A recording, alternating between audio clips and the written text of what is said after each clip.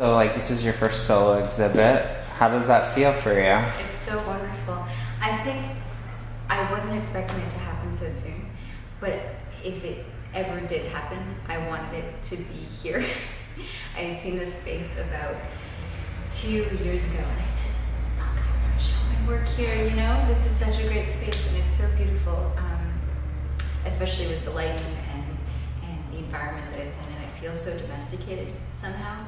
So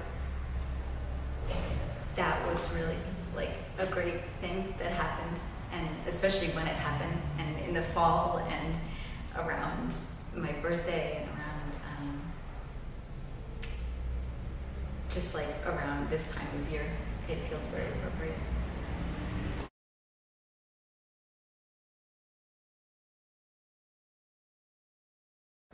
So when we moved, there was a huge difference between the culture in California and the culture in Rhode Island, and I felt like I had lost sort of a sense of home. Everything that I was kind of used to and growing up with wasn't there, and I couldn't find it there, and I wasn't really at home in my home. And so 3 years later, I went to college, and I stayed in a dorm, and then I stayed in another dorm, and then an apartment, and so I was sort of finding myself in these temporary spaces that didn't feel comfortable. And at school, I was able to almost work out those problems by finding ways to be comfortable. And finding ways to be comfortable became my motive for making work about home. And it just permeated everything that I was doing from that point forward. And so for the last like 4 years or so, that's just sort of been my point of interest, is finding a sense of comfort in a transient space. It sort of started when I was making small boxes and small spaces that were cathartic to me, but then hopefully cathartic to other people.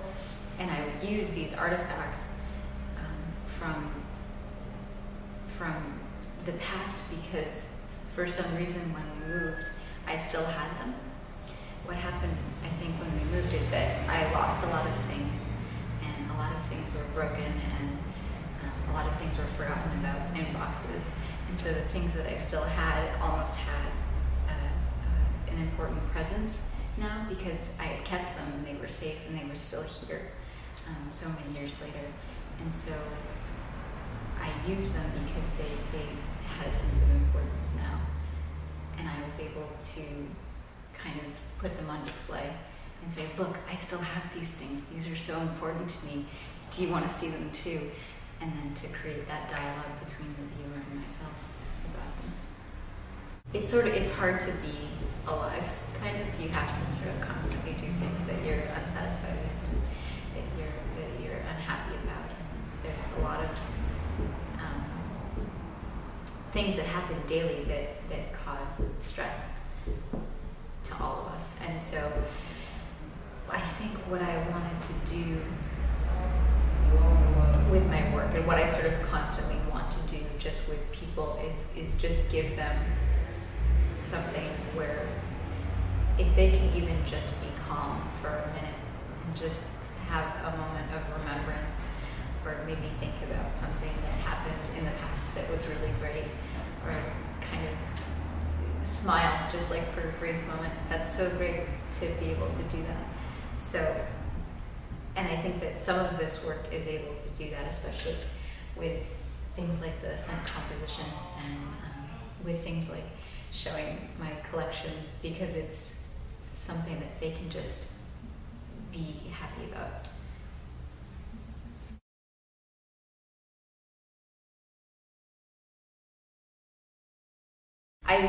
I coined that phrase, not coined it, but I came up with that phrase because my goal, I think, as an artist is to make the most non-abrasive work possible in the sense that I'm not interested in causing shock or discomfort to other people. I don't want to do that, and I don't want that for myself. So when I present my work and when I present this sort of extension of myself, I want it to be a place where they can almost meditate, or not meditate, but just look and sort of be present and be in a space that's comfortable for them as much as it can be. So I think that each piece in here, at least, is non-abrasive in that it is just something that they could possibly relate to, or it's something that they could just sort of see and think about and then not really have too much inner struggle about and not have too many questions about afterward.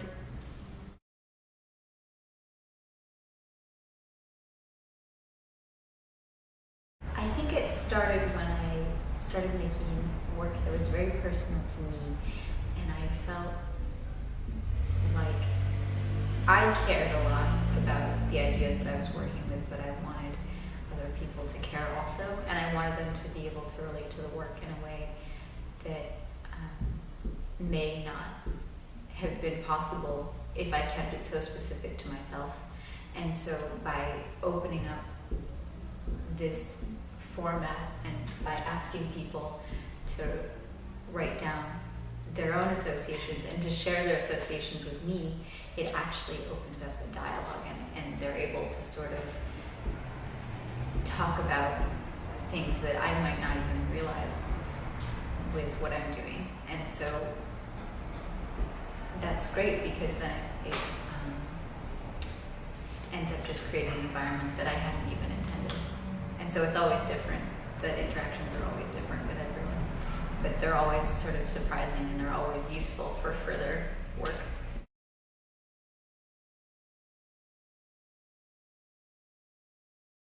The first class I took where I started making work that was more conceptual was just a portfolio class. I think it was just called Portfolio 1.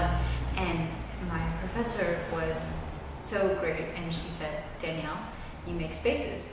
And I said, "Oh yeah, I do." And so from then on, I started creating spaces, both mentally and physically, and they kept getting bigger.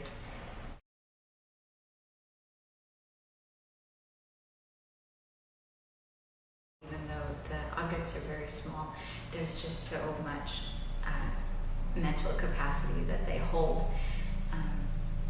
And I think that's great that they can do that. So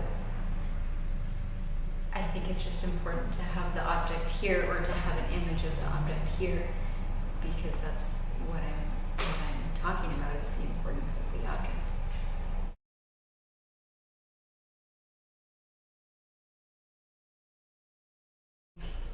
Networking and publicity and constantly having a presence both on the web and in person is so important. And I understand that now, because even though there was such a wonderful turnout for the reception, it's so hard to have people come see your work if they don't know that it's here. So half of the work is doing it and to continue making it, and then the other half is just getting yourself out there and constantly just talking to people and saying, "Hey, I do this thing, you do this thing, we should collaborate," and just constantly having that dialogue with everyone that